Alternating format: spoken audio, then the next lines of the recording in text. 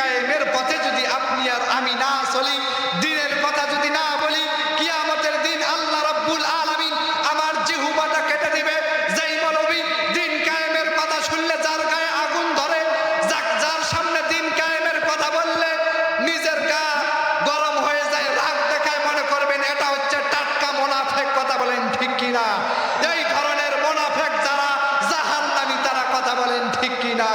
ও মুসলমান, তোমরা আগে নামাজ কায়েম করো, এরপর তোমরা যাকাত দাও। এরপর যারা নামাজ পড়ে, আল্লাহ রাব্বুল আলামিন বলেছেন ওয়ারকাউ মা'আর রাকিউন। এরপর যারা নামাজ আদায় করে, যারা রুকুকারী, তাদের সঙ্গে তোমরা নামাজের মধ্যে দাঁড়িয়ে যাও, তাদের সঙ্গে তোমরা রুকুতে চলে যাও। বলেন সুবহানাল্লাহ। এই আয়াতে রব্বুল আলামিন তিনটা বিষয় দিয়েছেন। প্রথম নম্বরে আমার আল্লাহ রাব্বুল আলামিন এই আয়াতের প্রথম অংশে বলেছেন আকিমুস সালাত, তোমরা নামাজ কায়েম করো। এরপরে আমার আল্লাহ রাব্বুল আলামিন বলেছেন ওয়াতুজ যাকাত, এরপর তোমরা যাকাত প্রদান করো। আজকে বাংলাদেশে এরকম লোক আছে না নাই, যারা শুধু নামাজ পড়ে কিন্তু যাকাত ফরজ জানার পর যাকাত দেয় না। এই জন্য আল্লাহর গজব আমাদের উপরে নাজিল হচ্ছে। বলেন নাউজুবিল্লাহ। আমরা আজকে আল্লাহর হুকুম মানি না দেখে আল্লাহ রাব্বুল আলামিন আমাদের উপরে বেজার হয়ে আমাদের উপরে গজব দিছে। এই যে জমির মধ্যে ফসল নাই, আমরা কিন্তু কেউ যাকাত দেই না।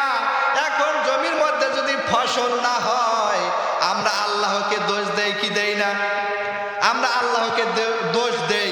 আল্লাহ রাব্বুল আলামিন বলে আমি কোনো দোষ ঘাড়ে নেই না, কারণ আমার বান্দা দুই হাতে যা কর্ম করে তাই সে ফল পায়। কথা বলেন ঠিক কিনা? এই জন্য আল্লাহ রাব্বুল আলামিন বলেছেন আগে তোমরা নামাজ কায়েম করো, এরপর তোমরা যাকাত দাও। এরপর আমার আল্লাহ রাব্বুল আলামিন এই আয়াতের শেষ অংশে বলেছেন তোমরা যারা রুকু করে এদের সঙ্গে তোমরা রুকুর মধ্যে চলে যাও, এদের সঙ্গে তোমরা নামাজের মধ্যে চলে যাও। বলেন সুবহানাল্লাহ।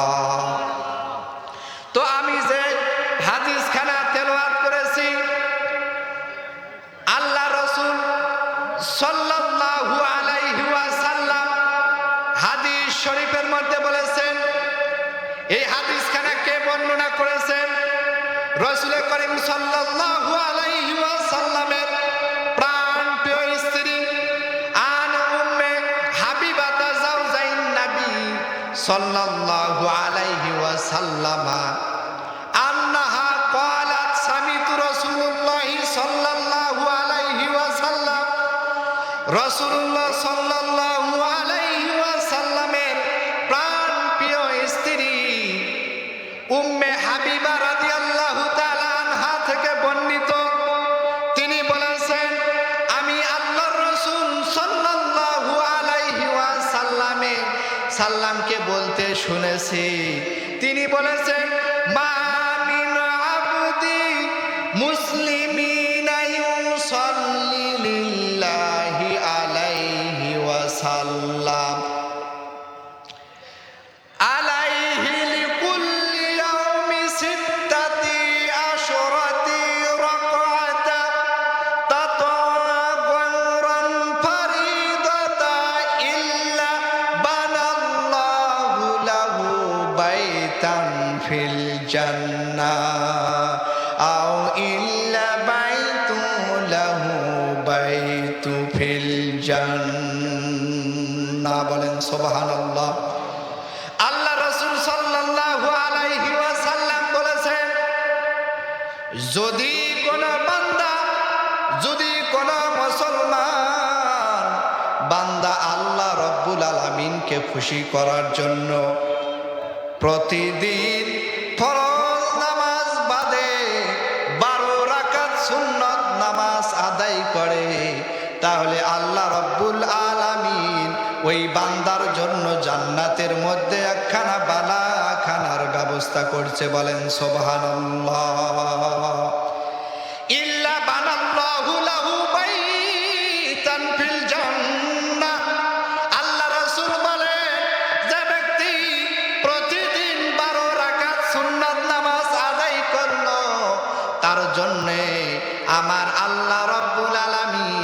জান্নাতের মধ্যে বালাখানা তৈরি করছেন, বলেন সুবহানাল্লাহ। অথবা বর্ণনাকারী এইভাবে বলেছেন, আউ ইল্লা বানাল্লাহু লাহু বাইতু ফিল জান্নাহ, অথবা জান্নাতে তার জন্য একটি ঘর নির্মাণ করা হয়েছে। কি নির্মাণ করা হয়েছে? ঘর নির্মাণ করা হয়েছে। সুবহানাল্লাহ। বাড়িতে গিয়ে বললেন, জোরে জোরে বলেন সুবহানাল্লাহ। এর পরের হাদিসে আবার বলছেন, ক্বালা উম্মু হাবিবাতা ফামা বারিতু আও সাল্লা বাদু। পরবর্তী সময় উম্মে হাবিবা রাদিয়াল্লাহু তাআলা আনহা বলেন, রাসূল করিম সাল্লাল্লাহু আলাইহি ওয়াসাল্লাম যখন এই কথা বর্ণনা করেছেন, যদি কোনো ব্যক্তি ফরজ নামাজ বাদে প্রতিদিন 12 রাকাত সুন্নত নামাজ আদায় করে, তাহলে আমার আল্লাহ রাব্বুল আলামিন জান্নাতের মধ্যে তার জন্য একটি ঘর নির্মাণ করা হয়, বলেন সুবহানাল্লাহ। এই কথা শোনার পর আমি আর কোনদিন এই নামাজ পড়তে দেরি করি নাই। এই নামাজ আমি সঙ্গে সঙ্গে পড়তাম। তিনি বললেন, আমি এই নামাজ পড়তে আর দেরি করতাম না। আমি যখনই ফরজ নামাজ পড়তে যেতাম, এই সুন্নত নামাজগুলো আমি আদায় করতাম, বলেন সুবহানাল্লাহ। শুধু তিনি বলেন নাই, ওয়া ক্বালা আমরু মা বাড়িতে সল্লি বাদা। হযরত আমার ইবনে আসওয়াদ বলেন, আমিও পরবর্তী সময় এই কথা শোনার পরও আমিও সঙ্গে সঙ্গে এই সুন্নত নামাজগুলো পড়ে যাইতাম, বলেন সুবহানাল্লাহ। এখন আপনারা বলবেন, হুজুর আমরা তো সাধারণ মানুষ, আমরা তো কিছুই বুঝি না। আপনার মতো কিছু খেজুর হুজুর এসে বক্তব্য দেয়, সুন্নত নামাজ না পড়লেও সমস্যা নাই। হুজুর আপনি যে বলতেছেন এর দলিল কি? আমরা তো সাধারণ মানুষ, আমরা দলিল ছাড়া আপনার কথা মানব না।